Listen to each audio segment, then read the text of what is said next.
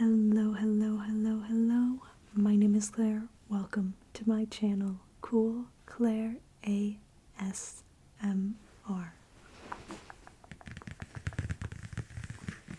So, for today's video, I will be showing you my violin and just talking about the different parts of the violin. I think that could be interesting and tingly. So, I'm sure you didn't know unless you know me personally, but I played the violin from the 4th grade into my senior year of high school. I don't play much anymore because college and I have a lot of hobbies that I put time into, but it is still something that I really enjoyed and would love to teach you all about. So, first here I have my case, which is this brownish red leather case that I found at the Goodwill outlet. And it's pretty beat up, but I like it. It definitely is unique. I got this probably my junior year of high school, and it helped distinguish my violin from everyone else's because a lot of people had the same like black hard shell case, so I knew this was mine right away and didn't have to like look at the name tags on it.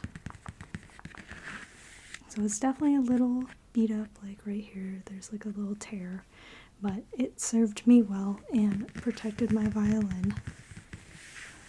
So let's go ahead and open up this case.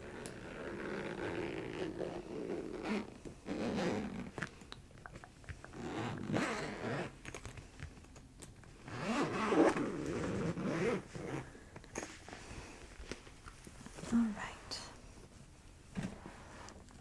Okay, so once you open the case up, you will see this place where the violin is, the bow, and then mine has like a little compartment for the accessories. So this here is actually a dust cover for the violin.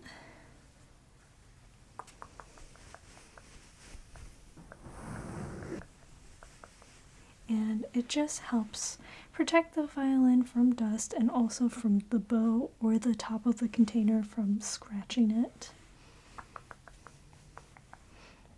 So let's talk about the bow first. So it is stored in this upper part of the case, and this one has room for 2 bows, but I just have one. Fun fact, I did break one of my bows like in class. I think it was just old because I literally just remember setting it down and this top part just snapped. And I was like, guess I'm not playing for the rest of the day. Of course, my conductor had one I could use, but kind of interesting. So I got this fancy carbon fiber bow, which it just is lighter than like a wooden one. And when you put your bow in its case, you want to, loosen it so the hair that is on this side isn't being pulled on. So you can control that with this little piece here. So lefty loosey, righty tighty. So I'm just tightening the bow like you would if you were getting ready to play. So you don't want it so tight that it's like not even flexible with the top part. You want it to be flexible enough to get good sound, but taut enough that the horse hairs are pulled together. And I always know in movies if the people actually know how to play like the violin or cello, or if they're just pretending based on their bow hold. Because usually in movies they're like this or that or just something crazy. But an actual bow hold is like thumb tucked here, And mine's probably not very good anymore because I haven't played in so long, but something like that.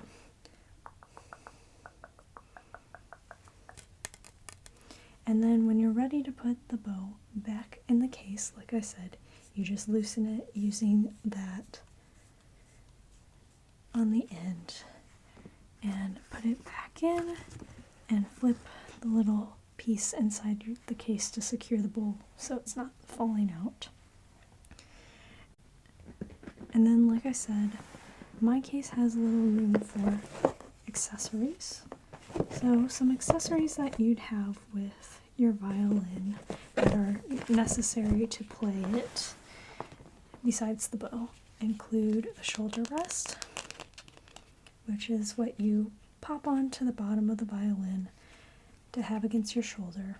Some people play without, but it's too, like, slip off. You'd probably, like, drop your violin without that.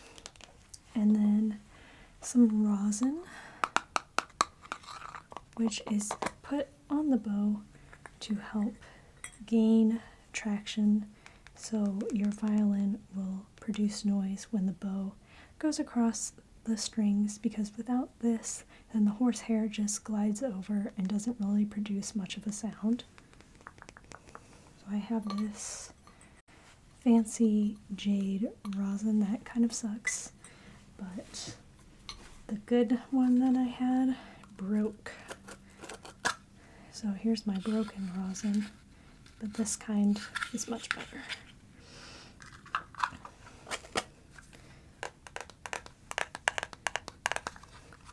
Best violin rosin in the world until it broke.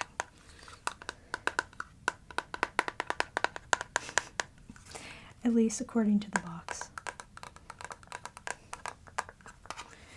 Alright, now I will go ahead and show you the main attraction, which is my violin. So again, there's just this Velcro here to secure it. Just open that up and gently lift the violin out of the case. So here's the violin, and we'll kind of start with from the top to the bottom. So as you can see, mine has a little bow, and that's purely just for decoration. Our conductor would give us different colored bows to match with what kind of concert we were doing. So I guess this last one was just like a black and white formal concert, but we had like Christmas bows for the Christmas concert and things like that. And then turn the violin to the side here, and this is the scroll. Right here, this little circular part, because it's wrapped up like a scroll. Makes sense. I think it kind of looks like a seashell, or maybe like a cinnamon roll, or like a croissant from the front. And then these sticking out of the sides are the pegs. So there's 1, 2, 3, 4, and they're used for major tuning adjustments to your violin. And then inside here is called the peg box. And then working our way down, this part here is the neck of the violin. And then this black part that starts up here and goes all the way down to here is the fingerboard.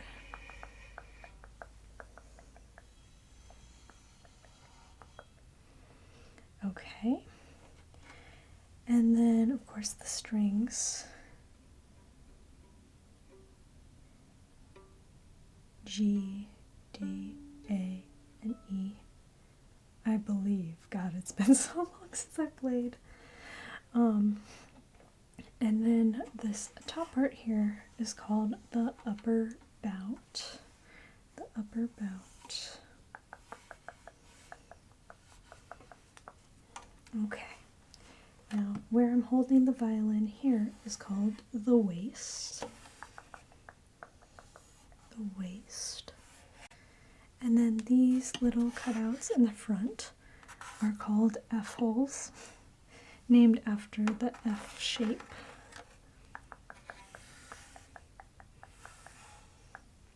And then this, pulling the string that the strings are pulled over, is called the bridge.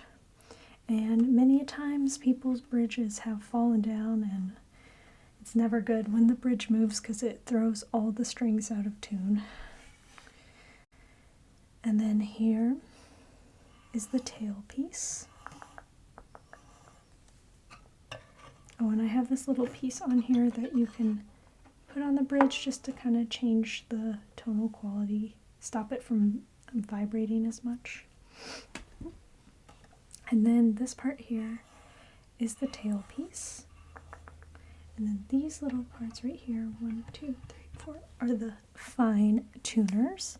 So unlike the pegs up here, they're used for slight tuning adjustments. Fine tuning makes sense. So more commonly you would use these to tune your instrument unless there was a big discrepancy, and then you would adjust with the pegs, which when there's a change in weather, that can affect the tuning of your violin because the wood of the violin expands or it tightens based on the weather. I really could not think of that word, goodness. And then last but not least is the chin rest, just right here. So the shoulder rest is put on like this.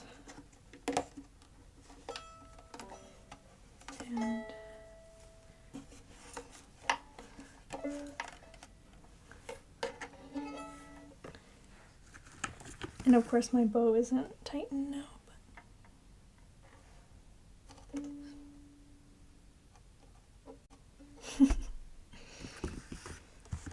Okay, so I think that's everything.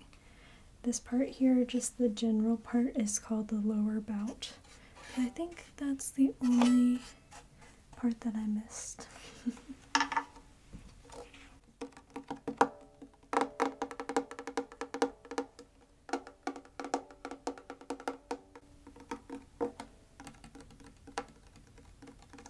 So when you're done playing, then you can pop off the shoulder rest, loosen your bow, put it back, and basically just everything goes back in its place.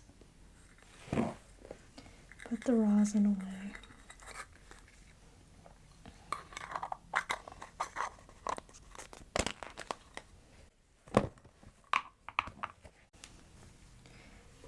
Gently tuck your violin back into the container and secure it in, and put the dust cover back on.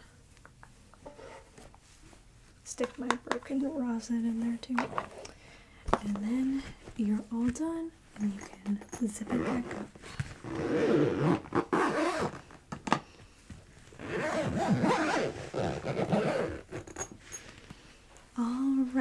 Alrighty guys.